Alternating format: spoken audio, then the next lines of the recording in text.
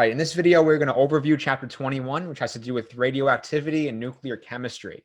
So we're going to learn about what radioactivity is. And basically, it means when a nucleus explodes. So you have the protons and the neutrons that are in the nucleus. And if you have an imbalance between them, or you have too many protons or too many neutrons, or that proton to neutron ratio is too high or too low, you could have a development of forces on the inside of the nucleus, which eventually leads them to explode, which is called radioactivity, and radiation is released. So we'll learn about the different types of applications of radiation. So there's nuclear or radioactive isotopes that are used in numerous types of processes, including for medicinal use, for aging, meaning like to estimate the age of fossils, rocks, carbon-14 dating, such as tissues or biological samples. A lot of archaeologists use that, and also energy, which we're going to talk about as well. So first, there is this atomic notation. So it's called the nuclear symbol, different than the atomic symbol on the periodic table. The nuclear symbol is for a specific nuclide. So this means a nucleus of an element, of an atom of an element. So what you have here is the chemical symbol is X, the mass number is A, and the atomic number is Z. Normally, the atomic number is on the top for the periodic table symbol, and the average atomic mass, which is different than the mass number, is on the bottom. But in this case, we flip it. So what we get is we can have the mass number, which is the protons and the neutrons put together, minus the protons equals the neutrons. So you can do a simple subtraction, A minus Z equals your total neutrons, for each of these nuclear symbols. Now, we're also going to learn about the different types of radiation. And there's several different types. And here's a good table to summarize all of them. So for this review video, I'm just going to show the table and go over it. So you have the proton, which is a positive charge. And the nuclear symbol for the proton is either 1,1H, 1,1P, or 1,1P. And 1,1H, because if you have a hydrogen atom that is a positive charge, it's basically a proton, because the electron is gone from that. So a neutron, we've seen these before, it's neutral. So it's going to be, your proton number is going to be 0, and your mass number is going to be 1. The electron, your proton number is going to be 0, or sorry, your mass number is going to be 0, and your proton number, we can consider it as -1 or minus a proton, meaning it counteracts a proton. An alpha particle, these three are the new ones. Alpha particle is basically a helium atom, and we use it, it's one of the lowest penetrating forms of radiation, and we can either denote it as 4,2 alpha or 4,2 helium. A beta particle is basically a high energy electron, so it's very similar to the electron. And a positron is a positive electron. So we're going to learn the difference between the emission of beta particles versus positrons. Now, when you emit beta particles, it's called beta decay. And when you emit positrons, it's called positron emission. So we'll learn why and when we use both of those. So we have these different, also we have gamma rays, which are the most high energy form of radiation. And they're not really a particle. It's just a form of light. So gamma rays are on the electromagnetic spectrum, if you remember from chapter, I believe, 8 of Chem 1. And they have no mass and they have no charge because they're photons.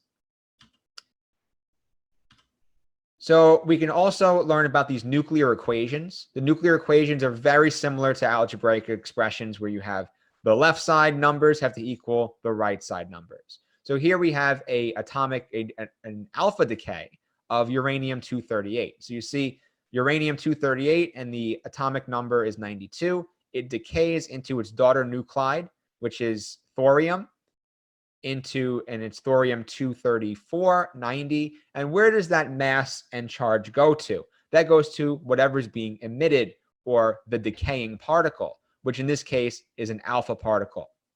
And what happens is, for these reactions, these equations, the top numbers, meaning the mass is conserved for the most. Well, mass is not really technically conserved, which we'll learn about the mass defect later in the slides. But for these whole number integer purposes, the mass number, meaning the protons plus the neutrons, and the number of protons is conserved. So you see that 90 plus 2 is 92, and 4 plus 234 is 238. So the first one's alpha decay, and I just showed you an example of that, where an alpha particle is emitted. So the mass number decreases by 4, and the atomic number decreases by 2 for that daughter nuclide, they call it, meaning the larger particle that's still remaining after the alpha decay. Also, we can talk about ionizing power. So the alpha decay and the alpha particle has the highest ionizing power, meaning it can ionize the most particles that it runs into. It has the highest ionizing ratio, if you will, but it has the lowest penetrating power. And these two things are generally inversely proportional. So penetrating power means the ability for the radioactive particle to go through materials, go through matter. So an alpha particle can be stopped by a sheet of paper, really. So and a lot of them can be even stopped by air. But things like gamma rays, they can go through concrete if you have enough of them. Concrete and lead do prevent gamma rays, but only to a certain extent. Then we have beta decay.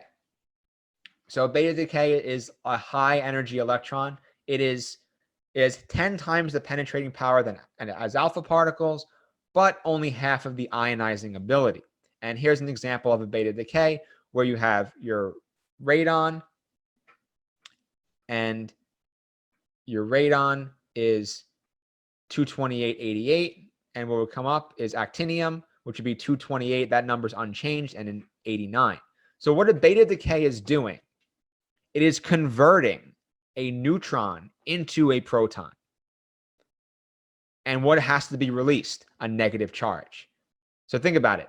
If the neutron, let's say it has a positive and a negative element to it, a beta decay is releasing the negative element from the neutron. That means the only thing that's left is the positive element, which is a proton. And also we talked about that the mass of the electron plus the proton it's still less than the neutron, but it's about equal to the neutron. So that makes sense that once you release a beta particle, that means a neutron is being converted to a proton. And here's just summarizing what I just said. You have gamma emission. Nothing really changes here. It just becomes low energy. The radioactive isotope becomes at a lower energy, and the gamma particle is released. Gamma particles have the highest penetrating power. Beta particles are second, and alpha is the least penetrating power. And here's positron emission. So positron emission is kind of the opposite of beta decay. So what you're doing is you're releasing a positively charged electron. This means a proton is being converted into a neutron. So you're taking a proton and you're removing the positive element of the proton. Therefore, it's still a proton, but now it's neutral. So you have to call it a neutron. That means the mass remains unchanged, but the proton number decreases. So keep that in mind for later. Then you have another one called electron capture, where it's exactly what it sounds like. What you're doing is you're capturing an electron. So you're combining a proton plus an electron to make a neutron. That's in essence of what you're doing here. So the nucleus is catching an electron, not the outside ring of the atom. So here's rutherfordium, and what you're doing here is 44 is the proton number. So you are capturing an electron in the nucleus, meaning this proton will lose, one of these protons will lose its positive element. And then that proton plus the negative will equal a neutral, moving it to the neutron side. And the mass will remain unchanged, and the protons will decrease by 1. So here is a list of all the decay modes. We can blow that up for you. If you want to zoom in on it or pause it here and just take a look, it's a good slide to study from. So what causes radioactivity? We'll go into detail in the lecture, in the full lecture. But basically, like I said in the beginning of the video, you have this nuclear force, or what we call the strong force, that holds the nucleus together. The protons and the neutrons have a critical balance, which is called the N/Z ratio. So if the N/Z ratio, meaning neutrons to protons, is too high, the neutrons are converted to protons via beta decay. In essence, the nucleus explodes and something comes out because the force and pressure is too much. So there's a happy zone of N/Z. So a neutron to proton ratio that is stable for most elements. So what happens is if the neutron to proton ratio, it decreases during beta decay. That's another way to say this bullet point. And then if the N/Z ratio is too low, the protons are converted to neutrons and positron emission happens, but basically means if the ratio increases during positron decay in order to get the ratio from low to high. So positron decay will happen, or positron emission will happen when N/Z is too low. When it's too high, the opposite will happen, which is beta decay. So beta decay and positron emission are the opposites. And here's that what we call valley of stability, which means on the y-axis here, we have the number of neutrons, and on the x-axis, we have the number of protons. So this proton to neutron ratio, or neutron to proton ratio, N/Z, can be displayed as the state in the stable isotope. So let's say if you have this Ru, rutherfordium, at 100, its mass number. So 100 is kind of right here. It's like 50-ish and 50-ish, right? For the protons plus the neutrons. If you have rutherfordium that's 120, what that means is that it has 20 more neutrons than it should have. So that means its neutron number, if you follow my cursor, goes up from 60 or about 50 right here, all the way up to 70, which is right here, which let's just say that's not stable. So what's going to happen is the neutron number is going to decrease. And how do you make the neutron number decrease? Well, you convert them to protons and beta decay happens. And then it won't be rutherfordium anymore. It'll be a different element, but it'll be stable.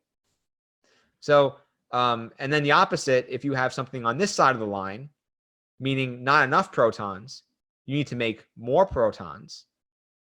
What will happen is the neutrons will then convert to protons, which we know that is positron emission. So there's some magic numbers with the N/Z ratio, just to categorize all of the elements in the periodic table and all the different isotopes. Not really that critical. Atoms with more than 83 protons are considered to be radioactive when they do have radioactive isotopes. And over time, they all have half-lives, meaning they all do decay over time. Here's uranium-238. It has a decay series. We'll talk about that more during class. And basically, here's a good chart for what I was showing before with the stability of the isotopes, where if you have too many neutrons and you're in this zone, you want to go through beta decay to convert those neutrons into protons.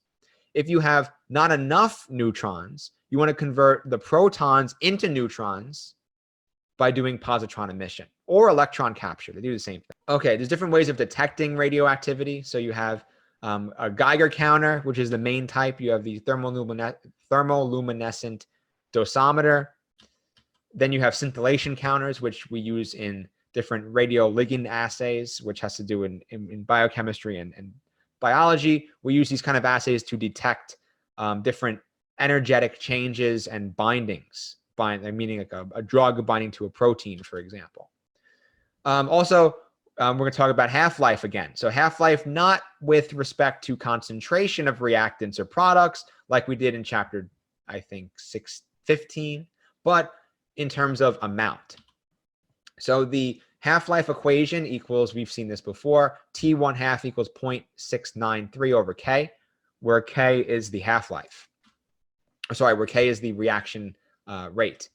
But we can just know the half-lives for different isotopes, and then we can know by how much time is expired, how much mass is left, how much time is expired, one or the other. So some elements have a long half-life, meaning they're stable, but over a long period of time, they start to decay, such as uranium-238. by itself without any external energy, it takes 4.5 billion years. But carbon-14 only takes 5,000 years, and radon only takes 55 seconds. So here's an example of the decay of radon-220.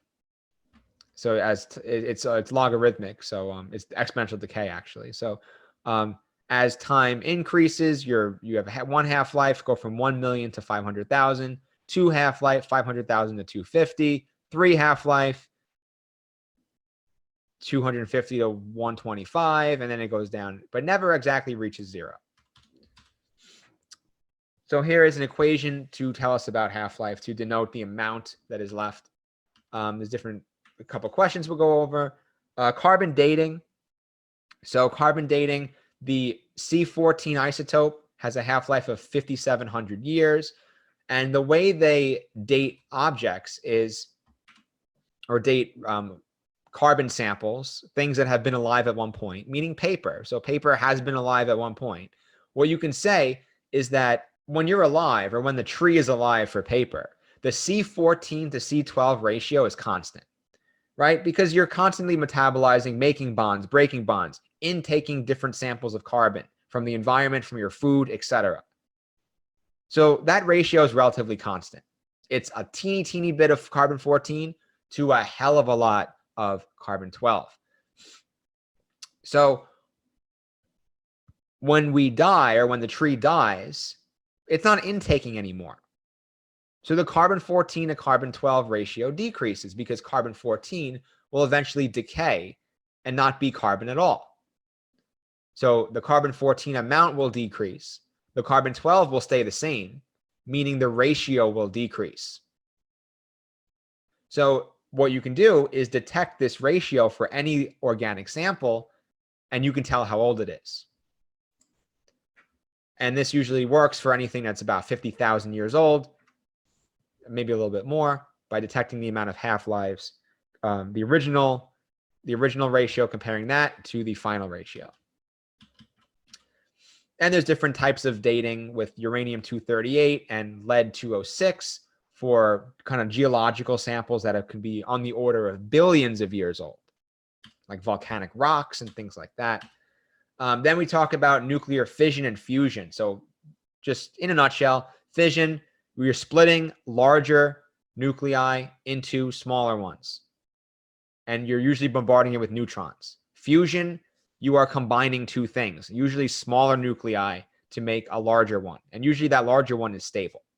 And they both release a ton amount of energy, but fusion releases more, which is why the hydrogen bomb, which is the combination or the nuclear fusion of deuterium and tritium, which is hydrogen, different isotopes of hydrogen, that one releases a ton of energy, and it's one of the most powerful bombs that have ever been created. But first, we'll talk about fission, where you can see the nuclei, they break apart or the larger nuclei breaks apart when a neutron bombards it into, could be one, could be more different major atoms.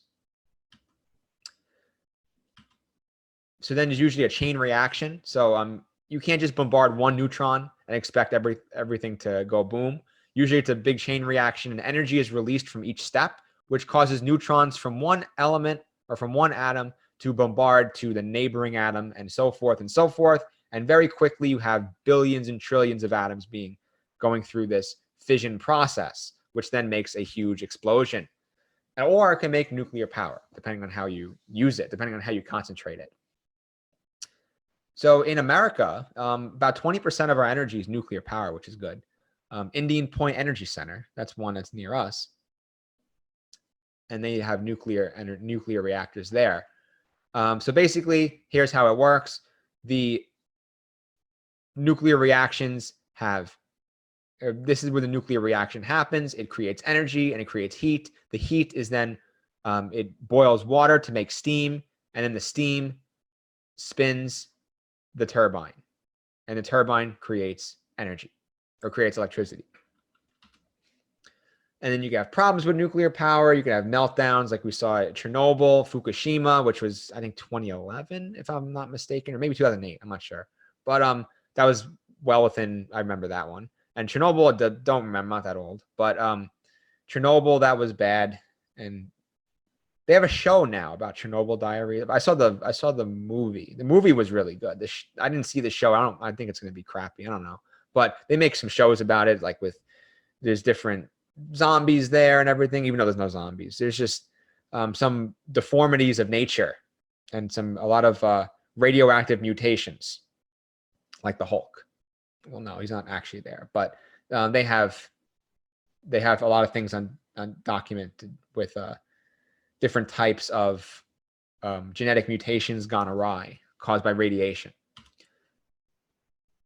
So here's the mass defect, which I mentioned, where the mass defect is when you go through one of these reactions, the exact mass of the reactants is going to be a little bit more than the products. And the reason why is because some of that mass is released as energy based on E equals mc squared. So no math needs to be done with that. But for us, I mean, you might have one on the homework, but E equals mc squared will be given. And you can easily solve that for the amount of mass lost and how much energy that creates. Because C is the speed of light, which we know from Chem 1, 3 times 10 to the 8 meters per second. And we can easily solve for that if given those numbers. And then nuclear fusion, which you make hydrogen bombs out of, and it produces 10 times the energy per gram as fission. So it is a huge explosion, but it requires a high amount of energy to overcome the repulsive powers of the 2 hydrogen positively charged nuclei to come together. That's why with a fission reaction, it doesn't require much energy, only the energy required to accelerate the neutron, because the neutron is neutrally charged and there wouldn't be any repulsion effect once it got close to the target nuclei that it was going to break apart, fission, the fizz, if you will. But for fusion, we're taking 2 nuclei that are positively charged, tritium and deuterium, shooting them together with high energy. A neutron comes out and you create stable helium. But this process releases a ton of energy. And that's why we make helium. That's because helium, it's a noble gas. It's very stable. So that energy going from tritium, which is radioactive and high energy, deuterium, which is higher energy, they're going to release a ton of energy in this neutron. And also in terms of, and in heat.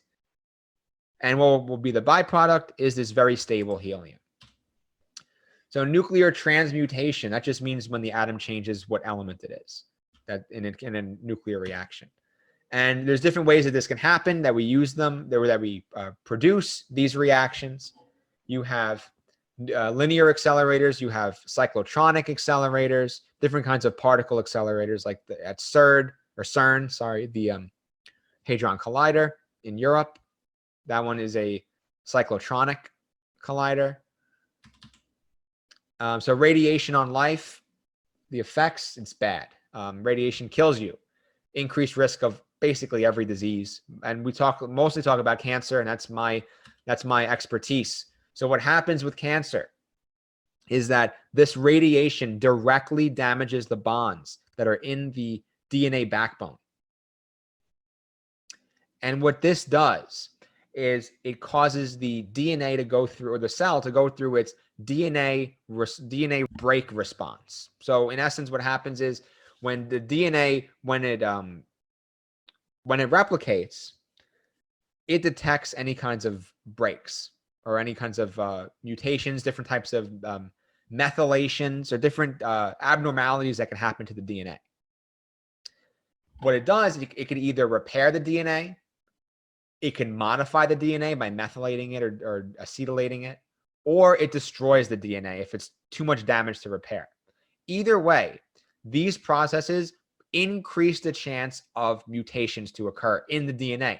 Then that DNA becomes transcribed, translated into proteins, and you have some mutated proteins. Some of those mutated proteins, like the ones that I study, could cause cancer because they're too hyperactive, or for some of them, they're not active enough, or they're just dead and they're not working.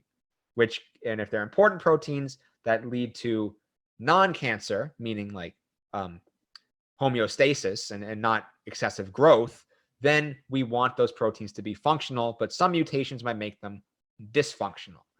One protein example is P53. Anyway, we have genetic effects. There's different measuring of radiation exposure, some key units, but those are, we'll talk about them more in class. Nothing too crazy there.